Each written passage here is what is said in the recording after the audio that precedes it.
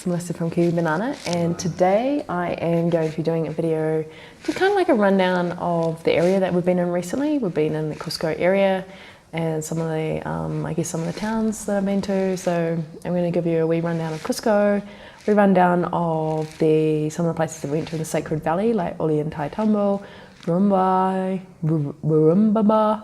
I always pronounce that one wrong, and Pisac. And then Machu Picchu, well, the town Agua Calientos, which is like Machu Picchu town. So first of all, this area in general is quite high altitude. So my top tip would be that you need to be aware of that, and you may need to allow yourself a day or two to adjust.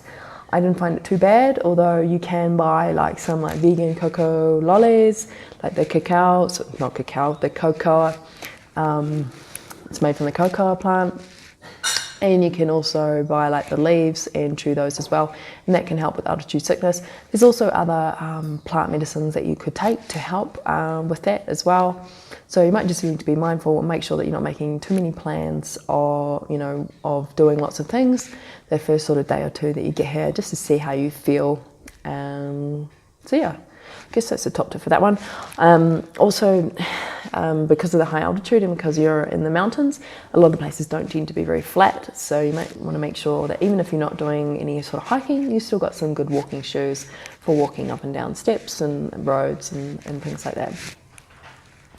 Also, the Cusco area tends to be, I don't know if it's to use the word wealthy, but there's definitely a lot more money flowing through this area than some of the other areas in Peru. An example of that is the poverty rate in the Cusco area is about 5%, which is still quite a lot, whereas the area I was in before, in Pucallpa, which is in the Ukulele region, and the poverty rate there was about 70%.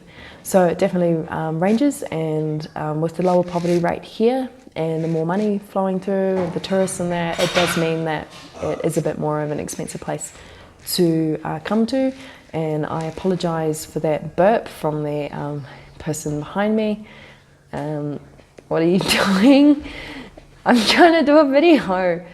Okay, I'm just going to ignore that and move on. So Cusco is a very busy place in this area. There's lots of different tourists that come here. And whereas other places might attract different sort of people with different sort of interests, Cusco tends to have a lot more of a variety of tourists that come here. And there's definitely lots of vegan food places here, and there's lots of history, art, music and other sort of culture to uncover in the actual Cusco city, and then there's some places just out of that, which is not too far as well. The next place I want to talk about is the Sacred Valley, the places I went to, the Ollantaytambo, Rumbaba, and Pisac. Pisac was like my favorite. We were staying just outside Pisac, and it was really, it was really, really good. Probably definitely one of my favorite places while I've been in Peru. And I know that Pisac has a really, really good market as well. I'm not really that into it, but we did have a little look there, and a lot of the stuff there is quite high quality. And yeah, if you're really looking for something, that's Peruvian of this sort of area, this sort of region, then it's a nice place to go to get something there. Now, with these towns, obviously it's much quieter, there's less people, it's cheaper, it's probably more authentic Peruvian experience, I guess you could say, within this area, because I can't say that like one part of Peru represents the whole part of Peru, because it's so large and it's so diverse in their traditional cultures, but within this area it's definitely a lot more authentic of this sort of Cusco region and the culture. There's more places to go with less people, for things like history, art, music, culture, other culture things, and there's lots of cute, cheaper vegan food places there as well.